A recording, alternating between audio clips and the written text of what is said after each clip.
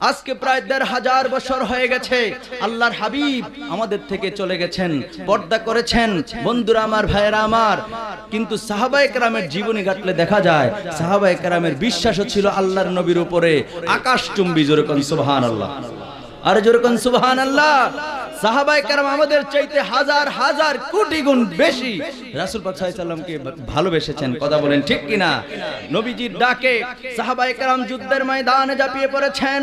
কি আছে সম্বল সেদিকে খেয়াল করে নাই। নবীজির ডাক এসেছে তো এসেছে, সাথে সাথে নবীর ডাকে সাড়া দিয়েছেন। ঠিক কিনা বলেন? জোরে বলেন ঠিক কিনা? ভাইরা আমার, বন্ধুরা আমার, বিভিন্ন যুদ্ধের ইতিহাস যদি আমরা পড়ি দেখি, বিশেষ করে আপনি দেখেন একটা মহাব্বতের কথা বলে যায়। নবীজিকে সাহাবায়ে কেরাম কেমন ভালোবাসতেন। আমরা নবীজির উপর একটু ভালোবেসে দুরূদ শরীফ তো পড়ি, ঠিক কিনা বলেন? নবীজিকে তারা একটু সালামি তো দেই, ঠিক কিনা বলেন? কিন্তু সাহাবায়ে কেরাম নিজের জীবনকে উৎসর্গ করেছেন। আল্লাহু আকবার বলেন। আমার ভাইরা আমার, বন্ধুরা, উহুদের ময়দানে আল্লাহর নবী দু জাহানের বাদশা নবী রাহমাতুল লিল আলামিন নবীজির দুইটা দান মুবারকের সামান্য অংশ শহীদ হয়ে গেল। আল্লাহু আকবার বলেন। নবীজির দুইটা দান মুবারক শহীদ হয়ে যাওয়ার পরে আল্লাহর হাবিবের সঙ্গে 14 জন সাহাবী দাঁড়ায় আছে। কয়জন? জোরে কোন কয়জন? 14 জন সাহাবী আল্লাহর হাবিবের সঙ্গে দাঁড়ায় রয়েছে। তার মধ্যে হযরতে আবু সাঈদ খুদরি রাদিয়াল্লাহু তাআলা আনহুর পিতা হযরতে মালিক ইবনে সিনান রাদিয়াল্লাহু তাআলা আনহু তাকায় দেখে রে আল্লাহর নবীর দান মুবারক শহীদ হওয়ার কারণে রক্ত মুবারক বের হয়ে গেছে। আল্লাহু আকবার বলেন। ভাইরা আমার, বন্ধুরা আমার, 14 জন সাহাবীর মধ্যে হযরত আবু সাঈদ খুদরি রাদিয়াল্লাহু তাআলা আনহুর পিতা হযরত মালিক ইবনে সিনান রাদিয়াল্লাহু তাআলা আনহু, তিনি যখন দেখলেন আল্লাহর হাবিবের জবান মোবারক থেকে রক্ত মোবারক বের হয়ে জমিনে পড়বে এমন একটা অবস্থা, তিনি একটা দৌড় দিয়া আল্লাহর নবীজির সেই ঠোঁট মোবারকের সঙ্গে জবান মোবারকের সঙ্গে তিনি তিনার জবানটা লাগায়া রক্ত জমিনে পড়তে দেয় না, রক্ত তিনি চুষে পান করে ফেললেন। আর জোরে বলেন সুবহানাল্লাহ। তিনি রক্ত মুবারক পান করে ফেললেন। তখন তো আল্লাহর হাবিব বলেন নাই, আহারে, কুরআনুল কারীমের মধ্যে আল্লাহ সুবহানাহু ওয়া তাআলা সূরা বাকারার কোন সূরা? জোরে কোন কোন সূরা? সূরা বাকারার 173 নম্বর আয়াতে কারিমার মধ্যে আমার আল্লাহ পাক রব্বুল আলামিন কি বলেছেন জানেন? আমার সাথে পড়েন, বিসমিল্লাহির রহমানির রহিম। ইন্নামা হাররামা আলাইকুমুল মাইতাতা ওয়াদ-দাম। আল্লাহু আকবার বলেন। ওয়ালাহমাল খিনজির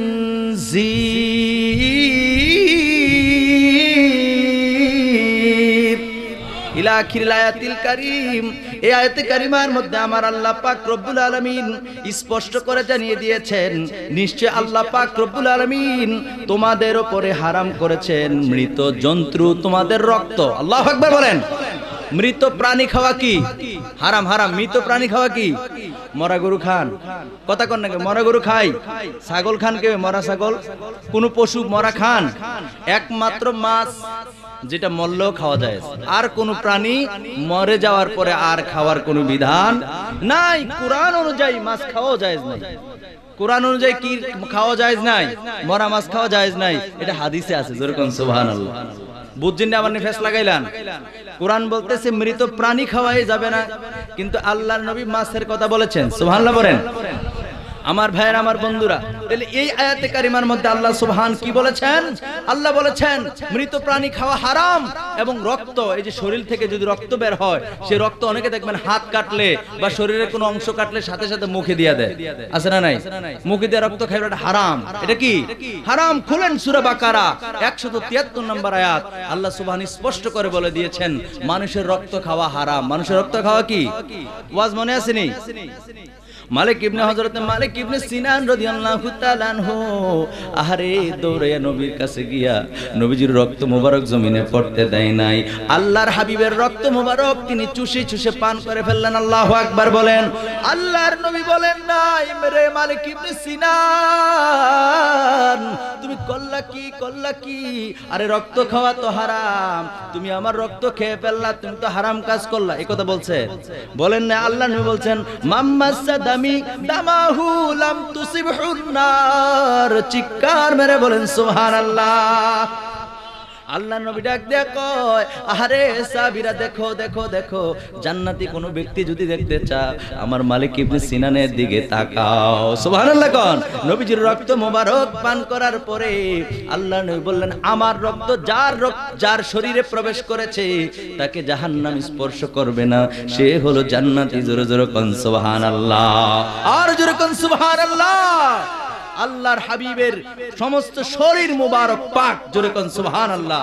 এই যে রক্ত মুবারক আল্লাহর হাবিবের পান করে ফেললেন, এরপর মুফাসসিরিনে কেরাম এই ঘটনা থেকে তিনারা বলেছেন আল্লাহর হাবিবের সমস্ত শরীর মুবারক পাক, জোরে কোন সুবহানাল্লাহ, আর জোরে কোন সুবহানাল্লাহ। আল্লাহর হাবিবের শরীর মুবারক, রক্ত মুবারক পাক, পায়খানা মুবারক পাক, জোরে কোন সুবহানাল্লাহ। নবীজির ফরসাব মুবারক পাক, জোরে কোন সুবহানাল্লাহ। এগুলো আমাদের বানানো কথা নয়, হাদিস শরীফের মধ্যে এসেছে আল্লাহর নবীজির উম্মে আয়মান নামক একজন সাহাবী আল্লাহ নবীজির ফরসাব মুবারক পান করেছেন, জোরে কোন সুবহানাল্লাহ। নবীজি বলেন নাই সাহাবী তুমি হারাম খেয়েছো, নবীজি এটা বলেন নাই, নবীজি জান্নাতি বলেছেন, জোরে কোন সুবহানাল্লাহ, আর জোরে কোন সুবহানাল্লাহ। এটা আল্লাহর নবীর জন্য পাক পাঞ্জাতন।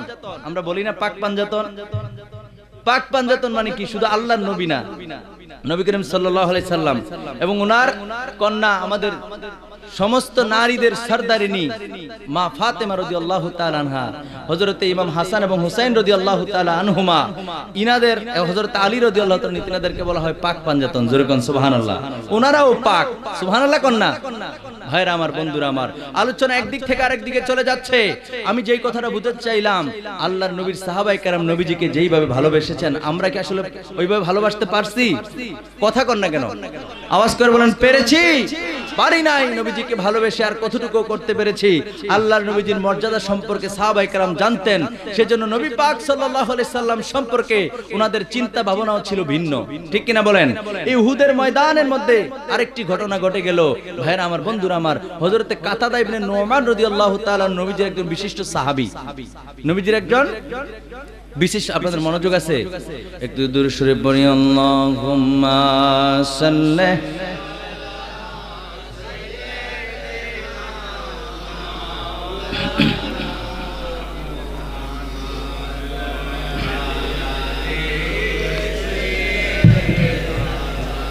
মাওলানা।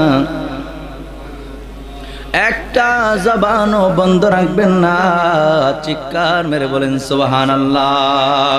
আমার ভাইয়েরা, আমার বন্ধুরা, অন্তরের কানটা লাগায় শোনেন। আল্লাহ নবীজির সাহাবী হযরতে কাতাদা ইবনে নুমান রাদিয়াল্লাহু তাআলা আনহু, তিনি নবীজির একজন বিশিষ্ট সাহাবী। উহুদের ময়দানে যুদ্ধ করতে করতে, তিনি যুদ্ধ করা অবস্থায় যুদ্ধ করতে করতে তিনার একটা চক্ষু বের হয়ে গেল। তীরের আঘাতে, কাফেরদের তীরের আঘাতে তিনার একটা চোখ বের হয়ে গালের মধ্যে ঝুলতে লাগলো। আল্লাহু আকবার বলেন। ভাইরা আমার, বন্ধুরা আমার, কাতাদা ইবনে নুমান রাদিয়াল্লাহু তাআলা আনহু যুদ্ধ করা অবস্থায় তিনার চক্ষুটা যখন বের হয়ে গালের মধ্যে ঝুলতে লাগলো, এমন সময় তিনি যুদ্ধের ময়দান থেকে নবীজির কাছে দৌড়ে আসছেন। আয়েশা বলছেন, ইয়া রাসূলুল্লাহ, নবীজি তো যুদ্ধের ময়দানে আছেন। আল্লাহর নবীর কাছে আসলেন, দৌড়ে আসলেন, এসে বললেন, ইয়া রাসূলুল্লাহ, ইয়া হাবিবাল্লাহ, নবী গো, ও গো মায়ার নবী, দয়ার নবী, আমার চক্ষুটা আপনি ভালো করে দেন। এত আস্তে সুবহানাল্লাহ, জোরে কান সুবহানাল্লাহ। আমার চক্ষুটা আপনি ভালো করে দেন। সাহাবায়ে কেরামের কেমন আকীদা! নবীজির কাছে বললেন চক্ষুটা ভালো করে দেওয়ার জন্য। আজকের দিনে কেউ যদি এমন কথা বলতো শিরিক, আল্লাহর কাছে না কইবা, কথা কোন ঠিক কিনা? আরে বন্ধু, এত শিরিক খুঁজো, যদি কাউকে আল্লাহ মনে করে, কোন বস্তুকে বা কাউকে আল্লাহ মনে করে যদি শরীক করে, আল্লাহর সাথে শরীক করে, তাহলে হবে শিরক। তিনি তো নবী বলে নবীর কাছে গিয়েছেন, জোরে জোরে কোন সুবহানাল্লাহ। আমার ভাইয়ের, আমার বন্ধুরা রে, কাতাদা ইবনে নুমান রাদিয়াল্লাহু তাআলা আনহু দৌড়ে নবীর কাছে গিয়া বললেন, ইয়া রাসূলুল্লাহ, ইয়া হাবিবাল্লাহ, নবী গো, ও মায়ার নবী, দয়ার নবী, আমার চক্ষুটা আপনি ভালো করে দেন। আল্লাহর নবী বললেন, কাতাদা রে, তুমি কি চক্ষু চাও নাকি জান্নাত চাও? তোমার চক্ষু শহীদ হয়েছে, আল্লাহ তোমাকে জান্নাত দিবেন। কাতাদা ইবনে নুমান রাদিয়াল্লাহু তাআলা আনহু তিনি ডাক দিয়া বললেন, ইয়া রাসূলুল্লাহ, ইয়া হাবিবাল্লাহ, নবী গো, চক্ষুটা আপনি ভালো করে দেন, আপনি চক্ষু ভালো করে দিবেন, আর আমার আল্লাহ আমাকে জান্নাত দিয়ে দিবে। যেরকম সুবহানাল্লাহ। আপনি যখন চক্ষু ভালো করে দিবেন, আপনি নবীর খেদমতে যখন আমি থাকবো, তখন আল্লাহ পাক রব্বুল আলামিন আমি কাতাদাকে আমার আল্লাহ দয়া করে জান্নাত দিয়া দিবে। সুবহানাল্লাহ বলেন।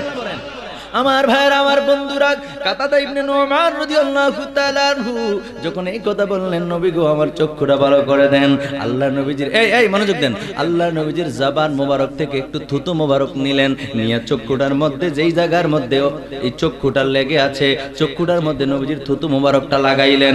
নবীজির থুতু মোবারক লাগাইয়া রে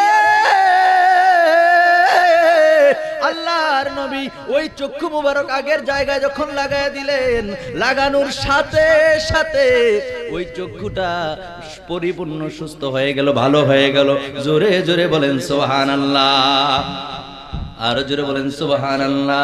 ভাইরা আমার, বন্ধুরা, আপনারা মনে মনে ভাবতে পারেন আজকের দিনে হুজুরে মনে কোনো গল্প কয় না রে বন্ধু, না। ও আমার প্রিয় ভাইরা, আমার বন্ধুরা, আল্লাহ নবীজির থুতু মুবারকের কত দাম। নবীজির থুতু মুবারক যখন নবীজি ফেলতে চাইতেন, এমন সময় সাহাবায়ে কেরাম সবাই পাগল হয়ে যেতেন, প্রতিযোগিতা করতেন। সাহাবায়ে কেরাম প্রতিযোগিতা করত। সাহাবায়ে কেরাম বলতো, ইয়া রাসূলুল্লাহ, আপনার থুতু আমার হাতে দেন।